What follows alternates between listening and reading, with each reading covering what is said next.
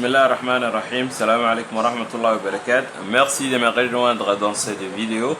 Nous allons poursuivre notre série de cours qui concernait l'analyse en composantes principales. Donc, on va voir la deuxième partie qui est comment construire la matrice des données centrée. Donc, attaquons rapidement la définition. La matrice des données est un tableau d'informations numérique, c'est-à-dire qui contient des valeurs et qui est organisé en lignes et en colonnes. En plus, la matrice des données est dite centrée lorsque chaque élément des colonnes est retranché par la moyenne respective de chaque colonne. C'est-à-dire que l'élément, autrement dit la valeur numérique de la première colonne, sera retranché par la moyenne de la première colonne. De même, l'élément de la deuxième colonne sera retranché par la moyenne de la deuxième colonne. Autrement dit, tout d'abord, on va prendre un tableau d'information qui contient des données statistiques, c'est-à-dire des chiffres. Pour construire à partir de ces tableaux de données une matrice de données centrée, on va tout d'abord calculer pour chaque colonne sa moyenne respective. Puis, on va prendre le résultat de chaque colonne, la moyenne qu'on a trouvée à partir du calcul, et on va faire la soustraction par tous les éléments de cette colonne. Donc, c'est à ce point-là qu'on peut dire que cette matrice de données est centrée. Donc, on va appliquer cette formule M qui désigne la matrice de données centrée est égale à X qui est la matrice de données normale moins la moyenne respective de chaque colonne. Donc, qu'est-ce qu'on va faire? On va voir les étapes. Étape 1, pour calculer la matrice de données centrée, on va faire on va réécrire les tableaux de données sous la forme d'une matrice, premièrement. Puis, on va calculer la moyenne arithmétique de chaque colonne. Et troisièmement, on va appliquer la formule qui est M égale X moins X bar. Donc, on va clarifier tout ça avec l'exemple. Voilà notre exemple. On avait ce jet de données. Donc, on va lire ensemble cet exemple. On va commencer par le contexte de l'enquête. Donc, qu'est-ce qu'on a? Un enseignant veut analyser les performances scolaires de 9 élèves dans différentes matières pour voir s'il existe une corrélation entre les compétences scientifiques et littéraires.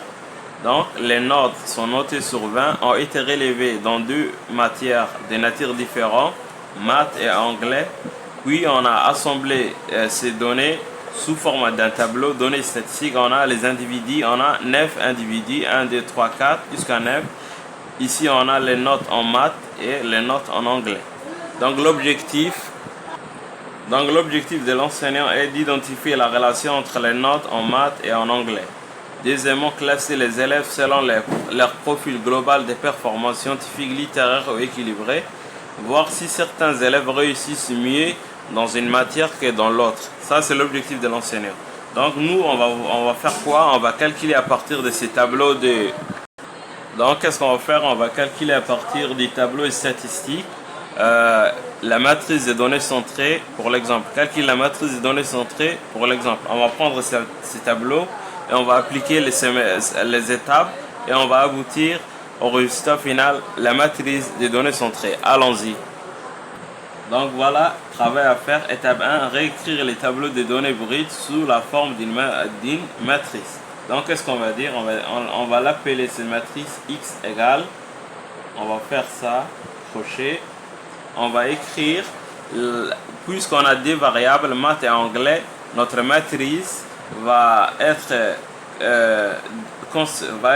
formée de deux colonnes.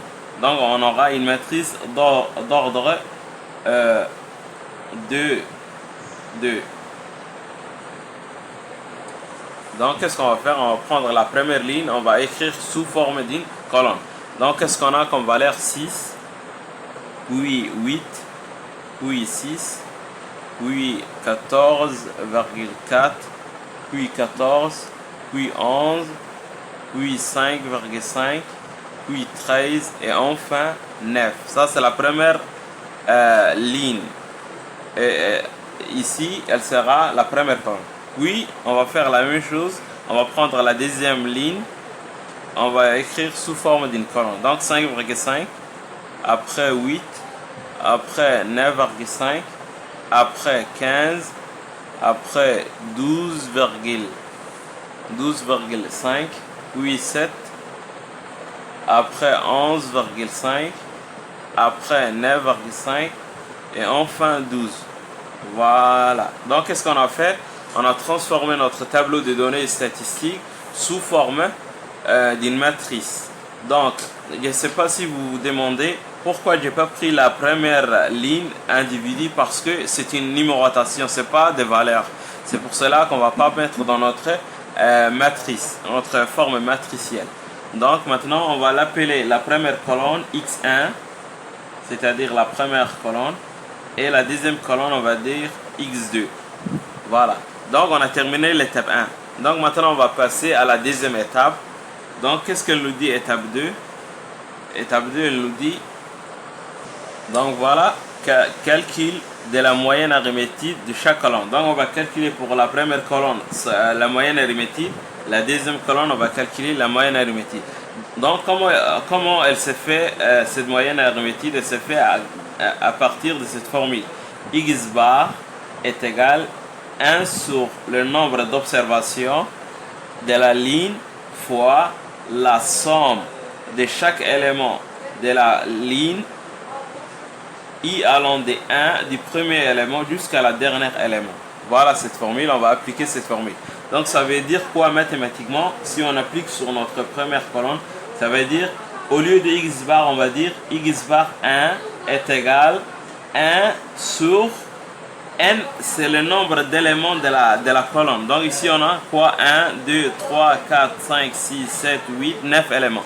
Donc on va écrire 1 sur 9 fois somme i allant de 1 à 9, parce que notre 1 c'est 9, ici x i. Donc ça est égal à quoi?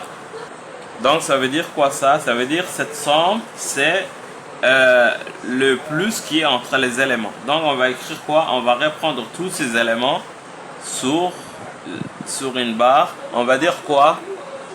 Donc on va dire quoi? On va dire le premier élément plus le deuxième élément plus le troisième élément plus le quatrième élément, 14,4, ainsi de suite. 14 plus 11 plus 5,5 plus 13 plus 9. Et en bas, on va mettre le 9. Voilà, donc cette somme signifie le plus qui est entre les éléments. X ici représente ces éléments. Et le 9 représente le dénominateur, le nombre d'éléments. Donc, d'après la calculatrice, ça va nous donner quoi? X1 est égal, la somme de ces ensembles de valeurs est égale à 86,9 sur le 9. Donc, 86,9 divisé par 9, ça nous donne 9,65. Donc, au final, notre moyenne arithmétique de la première colonne est égale à 9,65. Voilà, on vient de terminer la première colonne. Maintenant, qu'est-ce qu'on va faire? On va faire la même chose, la même démarche pour la deuxième colonne. Allons-y. Donc voilà, la formule x2 bar est égale à 1 sur 9 fois somme i allant de 1 à 9 de xi. Donc, cela est égal à quoi? Est égal à ensemble de ces éléments, on va faire l'addition entre eux. Donc ça va nous donner quoi? 5,5 plus 8 plus 9,5 plus 15 plus 12,5 plus 7 plus 11,5 plus 9,5 plus 12. Ici c'est 9,5 plus 12 sur 9. Donc x bar 2 est égal à la somme du numérateur avec la calculatrice, ça nous donne 90,5. Puis le numérateur c'est 9, donc ça divisé par ça, ça nous donne 10,005. Voilà la deuxième arithmétique, la deuxième moyenne arithmétique de la deuxième colonne. Donc on vient de terminer l'étape 2. Maintenant on va passer à l'étape 3. Allons-y. Donc voilà la troisième étape. Donc dans la troisième étape, qu'est-ce qu'on va faire? On va calculer la matrice des données centrées. Donc ça veut dire quoi? M est égal à x moins x bar, avec x qui est la matrice des données seulement qu'on a écrit sous forme d'une matrice. C'est-à-dire les tableaux des données initiales qu'on a écrit ou bien qu'on a transformé sous forme d'une matrice. X, ça représente ça. Moins la moyenne arithmétique de chaque colonne qu'on vient déterminer x1, xz. Donc ça veut dire quoi? M est égal à x moins x bar qui est équivalent, ou bien autrement dit x1 la première colonne moins x bar la première moyenne. Donc on va faire quoi? On va extraire chaque élément cette moyenne. On va dire ça moins ça, ça moins ça, ça moins ça. Donc la même chose pour la deuxième colonne. On va prendre le deuxième colonne moins la deuxième moyenne arithmétique respective de cette colonne. On va faire cette démarche ensemble. Donc allons-y. Donc qu'est-ce qu'on va faire? On va faire ça. On va dire la première élément 6 moins la première moyenne qui est moins 9,65. Donc on va faire pour le reste de valeurs la même chose. Donc ça va devenir 8 moins 9,65, 6 moins 9,65, 14,4 moins 9,65, 14 moins 9,65, 11 moins 9,65, 5,5 moins 9,65, 13 moins 9,65 et 9 moins 9,65. Donc au grand on a 9 éléments. 1, 2, 3, 1, 2, 3, 1, 2, 3, c'est 9 éléments. Ça c'est la première colonne. Donc qu'est-ce qu'on avait fait? On a pris l'élément de la première colonne qui est x1. On a retranché moins x bar qui est la moyenne respective de cette colonne. On a fait ainsi ça, moins ça, ça, moins ça, ça, moins ça.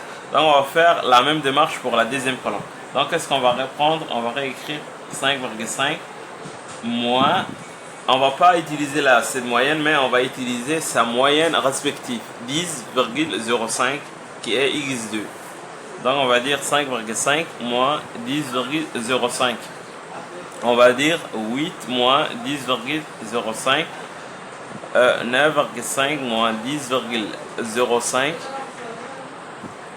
puis 15 moins 10,05, après 12,5 moins 10,05, après 7 moins 10,05, après 11,5 moins 10,05, après 9,5 moins 10,05 et enfin 12 moins 10,05.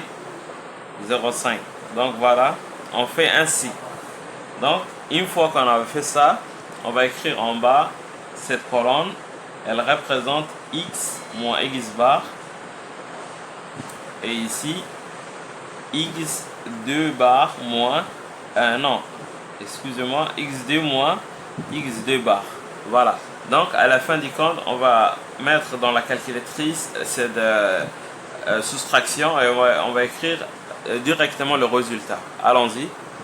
Donc voilà le résultat d'après la calculatrice. On a obtenu ces valeurs-là pour la première colonne, la différence. Voilà le résultat.